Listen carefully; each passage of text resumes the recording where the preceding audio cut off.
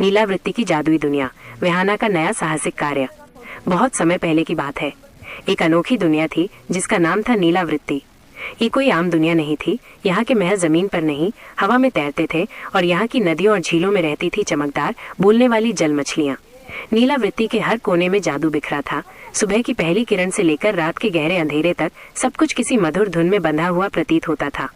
हवा में तैरते हुए रंग बिरंगे फूल और पत्तियों से संगीत निकलता था और रात में टिमटिमाते तारे जमीन पर उतरकर कहानी सुनाया करते थे।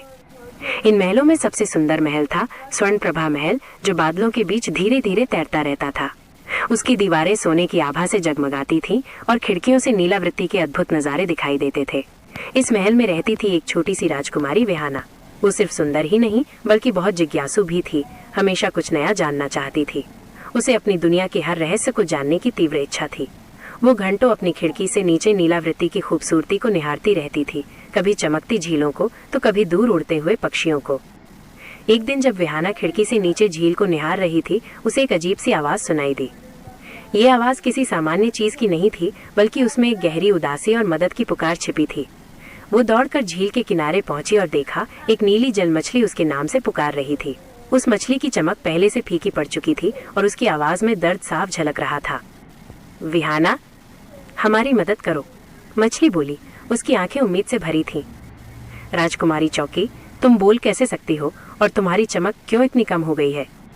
मछली ने बताया, हम जल मछलियां एक पुराने और शक्तिशाली जादू से बनी है जो हमें बोलने और चमकने की शक्ति देता है। लेकिन हाल ही में जल के नीचे एक काला जादू फैल गया है।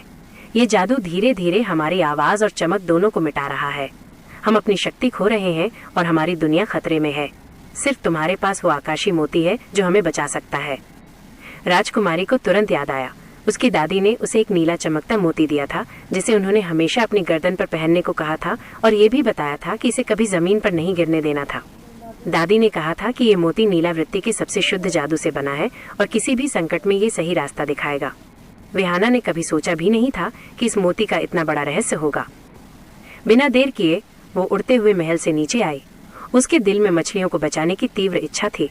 उसने मोती को अपनी मुट्ठी में कसकर पकड़ा और झील के पास गई। जैसे ही उसने मोती को झील के शांत पानी में डाला, एक अद्भुत घटना हुई।